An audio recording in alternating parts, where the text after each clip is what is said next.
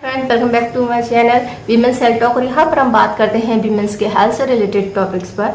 तो आज हम एक ऐसे टॉपिक पे बात करने वाले हैं जिसके बहुत ज़्यादा केसेस बढ़ते जा रहे हैं। आज हम बात करेंगे फाइब्रॉइड्स के बारे में। फाइब्रॉइड्स क्या होते हैं, क्यों होते हैं, इनके होने के क्या क्या कारण होते हैं, क्या सिम्टम आते हैं, इनके लिए कौन कौन से ट्रीटमेंट हैं जो दिए जाते हैं, कौन से ट्रीटमेंट ऐसी महिलाओं के लिए हैं जो कि अभी कंसीव करना चाहती हैं यानी फैमिली प्लानिंग करना चाहती हैं, और कौन सी दवाएं और सर्जरी हैं जो इसके ट्रीटमेंट में यूज़ की जाती हैं, और फाइब्रॉइड जो है कितने तरह के होते हैं। आज हम इसके बारे में चर्चा करेंगे और जानेंगे फाइब्रॉइड के बारे में पूरी जानकारी। चलिए वीडियो शुरू करते हैं और जानते हैं फाइब्रॉइड। तो फ्रेंड्स, फाइब्रॉइड्स की बात करें तो फाइब्रॉइड्स और या रसौली जिसे हम कहते हैं। फ्रेंड्स, महिलाएं जो होती है अक्सर पॉलिप्स और फाइब्रॉइड्स को लेकर कंफ्यूज रहती हैं कि पॉलिप्स क्या होते हैं और फाइब्रॉइड्स क्या होते हैं। तो पॉलिप्स जो होते हैं, हमारे यूट्रस के अंदर की जो सॉफ्ट लाइनिंग होती है उसकी स्किन लटक जाती है, उसे हम पॉलिप्स कहते हैं और ये सॉफ्ट होते हैं। फाइब्रॉइड भी होते हैं जो अंदर के मसल्स होते हैं, टिश्यू होते हैं, उनसे बनते हैं, ये थोड़े से थिक होते हैं। अब ये दोनों ही चीज़ें को सुनकर महिलाएं घबरा जाती हैं कि कहीं ये ऐसे ट्यूमर जो हैं कहीं कैंसर वाले तो नहीं है। तो फ्रेंड्स, ज़्यादातर जो ट्यूमर होते हैं कैंसर वाले नहीं होते हैं। अगर कोई ऐसा होता है तो फिर डॉक्टर उसको बता देता है, वैसे तो ऐसे होता नहीं है। अब ये बनते क्यों हैं, तो इसके बहुत सारे रीजन होते हैं। पहले हम एक एज की बात करें तो ये फाइब्रॉइड जो होते हैं आपकी फर्टिलिटी एज पर ही बनते हैं। कई सारे फाइब्रॉइड तो ऐसे होते हैं जो महिलाओं को जिंदगी भर रहते हैं और उनको पता नहीं चलता। इसका कारण होता है इनका साइज। इनके साइज जो होते हैं सेब का बीज से लेकर के अंगूर के गुच्छों तक का हो सकता है। फाइब्रॉइड्स में एक खासियत ये होती है कि फाइब्रॉइड जो होते हैं एक नहीं होते हैं। अगर एक हुआ है तो उसके साथ में और भी होते हैं, और इसी कारण से आपका जो यूट्रस है वो भर जाता है। इसी कारण से आपकी ये प्रेगनेंसी में दिक्कत आती है और पीरियड्स के प्रॉब्लम होते हैं।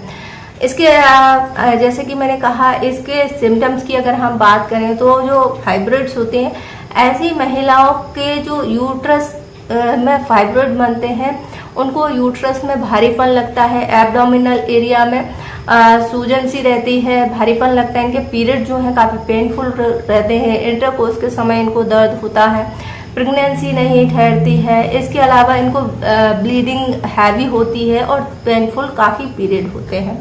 तो इस तरह के जो सिम्टम हैं इन महिलाओं में आते हैं। अब हम बात करते हैं फाइब्रॉइड के कारणों पे। तो इसके बहुत सारे रीजन हैं जिसमें कि सबसे मेन होता है हार्मोन्स। हार्मोन्स का स्तर में गड़बड़ होने पर ही फाइब्रॉइड्स बनते हैं, और एस्ट्रोजन और प्रोजेस्टेरोन जो हार्मोन है इनका लेवल हाई हो जाता है जिसके कारण से फाइब्रॉइड बनते हैं।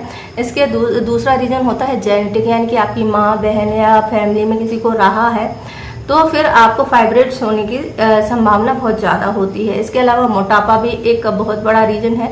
ऐसी महिलाएं जिनका वेट बहुत ज़्यादा है, ऐसे लोगों में फाइब्रॉइड ज़्यादा देखने को मिलते हैं, और ऐसी महिलाओं में रिस्क जो है 3 गुना ज़्यादा हो जाता है।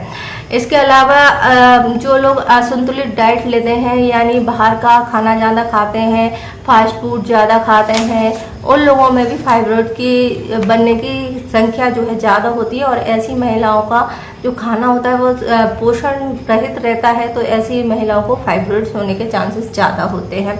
इसके अलावा विटामिन डी की कमी जिन महिलाओं में होती है उनमें भी फाइब्रॉइड देखने को मिले हैं। और अगर इसके सिम्टम की जैसे बात कर रहे थे तो हैवी ब्लीडिंग के साथ में पीरियड आना और पेट दर्द होना, एब्डोमिनल एरिया में सूजन आना, पेट का बढ़ जाना, वजन बढ़ना, पेल्विक एरिया में भारीपन लगना। इसके अलावा आपको बार बार यूरिन पास होने की समस्या होना, यानी कि आपको बार बार ऐसा लगेगा कि आपको यूरिन आ रही है। इसका कारण ये है कि जब आपके यूट्रस पर बहुत ज़्यादा फाइब्रॉइड्स हो जाते हैं तो उसका प्रेशर आपके मूत्राशय पर पड़ता है, और इसके कारण से वहाँ दबाव पड़ता है और आपको बार बार यूरिन पास करने की इच्छा होती है। इसके अलावा यौन संबंध बनाने के समय आपको पेन होता है, क्योंकि इससे आपका जो है फाइब्रॉइड टच होता है या रगड़ के कारण से आपको ये पेन हो सकता है। और जिन लोगों को फाइब्रॉइड होता है उन लोगों का यूट्रस जो है बल्कि होता है, यानी उनमें सूजन रहती है, जिसके कारण से आपको ये पेन फील होता है। इसके अलावा कमर के पिछले हिस्से में दर्द रहता है, जैसे कमर टूट रही हो। इसके अलावा इनफर्टिलिटी की समस्या फाइब्रॉइड वाली महिलाओं में देखने को मिलती है। इसके अगर प्रेगनेंसी हो भी जाती है तो बार बार एबॉर्ट हो जाती है, और अगर प्रेगनेंसी मान लो कंसीव करके कुछ चल भी गई तो इनका जो नॉर्मल डिलीवरी होती है वो नहीं हो सकती है, और फिर ऑपरेशन करके इनको डिलीवरी कराई जाती है। तो अगर हम इसके टाइप्स की बात करें तो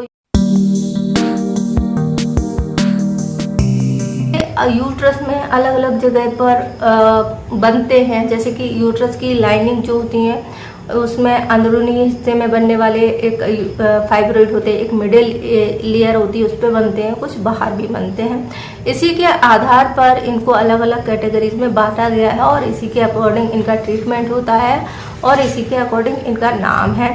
जैसे कि सब म्यूकोशल फाइब्रॉइड जो होते हैं, ये जो यूट्रस होता है उसके लेयर में ये बनते हैं, और इसमें भी हैवी ब्लीडिंग आपको और पेनफुल पीरियड होते हैं। इसके बाद है इंट्राम्यूनल, यानी गर्भाशय के अंदर की जो दीवार होती है वहाँ पर बनते हैं, और इसके कारण से भी आपको हैवी ब्लीडिंग और पीरियड जो है हैवी होते हैं, और इनफर्टिलिटी की समस्या होती है।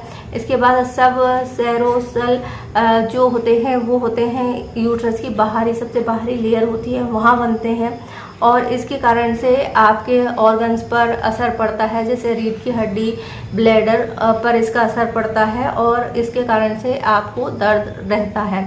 इसके अलावा सर्वाइकल फाइब्रॉइड, यानी सर्विक्स के जो एरिया होता है वहाँ पर, और मुंह हम कहते हैं जैसे बच्चेदानी का, वहाँ पर भी ये बन सकते हैं।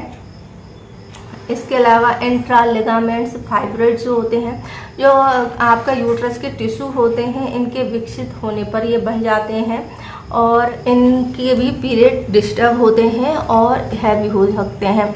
तो ये फाइब्रॉइड्स के टाइप्स हैं। अगर हम इनके इलाज की हम बात करें तो ये डिपेंड करता है कि फाइब्रॉइड कितने हैं, साइज़ क्या है, किस एरिया में है, इन सभी को देख करके इलाज किया जाता है। तो इलाज में कुछ ट्रीटमेंट दिए जाते हैं, जो कुछ मेडिकल ट्रीटमेंट होते हैं, कुछ सर्जिकल होते हैं। तो ये दोनों ही जो ट्रीटमेंट होते हैं उनमें अलग अलग टाइप होते हैं। जैसे कि अगर आपकी एज क्या है और आप आगे क्या चाहते हैं, उसके अकॉर्डिंग ट्रीटमेंट दिया जाता है।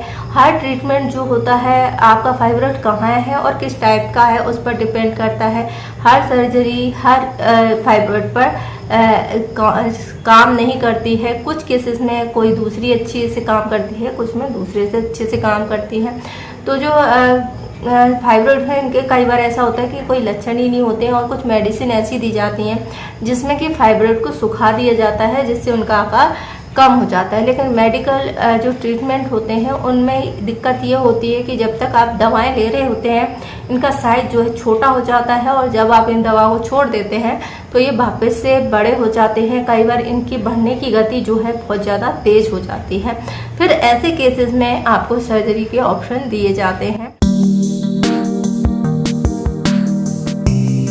आईयूडी दी जा सकती है, या फिर गर्भ निरोधक जो दवाएं हैं, हार्मोन्स की टैबलेट होती हैं, जो कि ज़्यादा हार्मोन्स के बनने के कारण से जो फाइब्रॉइड हो रहे हैं उनको रोकने का काम करती हैं, वो दे सकते हैं, जिससे कि आपकी एक तो ब्लीडिंग कम होती है, दूसरा फाइब्रॉइड जो है सिकुड़ जाता है। इसके बाद गोनाडोट्रोपिन रिलीजिंग हार्मोन्स दी जा सकती है, एगोस्टिक जिसे GnRH कहते हैं। तो ये रसौली या फाइब्रॉइड के इलाज में दी जाती है, जो कि हार्मोन्स का बनना बंद कर देती है, जिसके कारण से आपका जो पीरियड है वो भी आना बंद हो जाता है और ओव्यूलेशन नहीं होता है। तो ये दवा जो है आपके हैवी पीरियड और दर्द को रिलीफ देने के लिए दी जा सकती है। इसके अलावा जो दवा होती है वो आपके फाइब्रॉइड के साइज को छोटा कर देती है, और ये सारे फायदे हैं। लेकिन इस दवा का एक नुकसान ये है कि इसको यूज़ करने से आपको मेनोपॉज जैसे सिम्टम आ सकते हैं। आपको ऐसा फील हो सकता है जैसे आपकी रजोनिवृत्ति हो रही है, और साथ ही साथ दूसरा इसका ये है कि दवा लेने से आपकी हड्डियां जो है कमज़ोर हो सकती हैं। इसके अलावा एंटीहिस्टामिन एजेंट या फिर हार्मोनल मॉड्यूलर दिए जा सकते हैं, जो कि फाइब्रॉइड के विकास को रोकते हैं, नए फाइब्रॉइड नहीं बनने देते हैं, उनका साइज विकसित होने से रोकते हैं।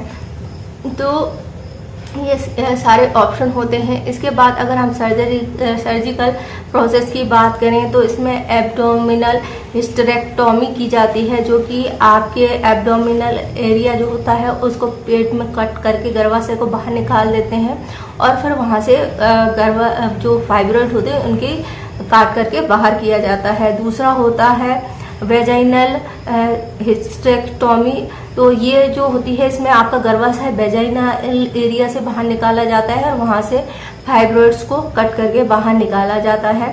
तो ये भी एक दूसरी तरीके की सर्जरी होती है। इसके बाद नेक्स्ट होती है लेप्रोस्कोपी हिस्टेरेक्टोमी। तो ये जो है लेप्रोस्कोपी से की जाती है और कुछ मामलों में इसको यूज़ किया जाता है, हर फाइब्रॉइड के लिए इसको यूज़ नहीं किया जाता है। इसके बाद आती है रोबोटिक हिस्टेरेक्टोमी, जो कि आजकल बहुत ज़्यादा चलन में है और इसमें जो है रोबोटिक तरीके से एक छोटा सा चीरा लगाया जाता है और आपके फाइब्रॉइड्स को कट करके बाहर निकाल दिया जाता है और इसमें जो पेशेंट होता है वो 3 से 4 हफ्ते में ठीक हो जाता है।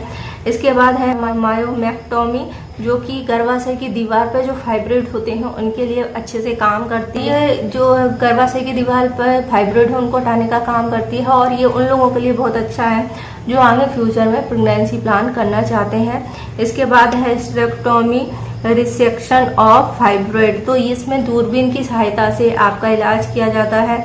इसमें कि छोटे छोटे उपकरण होते हैं जिनको लगाया जाता है, इसमें चीरा या टाँका नहीं लगता है और इससे आपका इलाज किया जाता है। इसके अलावा नेक्स्ट हिस्टेरेक्टोमी मोर्सिलेशन ऑफ फाइब्रॉइड। ये कि गर्भाशय की जो ग्रीवा होती है, मुंह होता है, वहाँ अंदर जाकर के फाइब्रॉइड के टिश्यू को काट करके बाहर निकाल दिया जाता है और इससे भी जो है बहुत आसानी से इलाज हो जाता है। इसके बाद है यूटेरिन आर्टरी एम्बोलिम्फो, ये इसे कहते हैं UAE।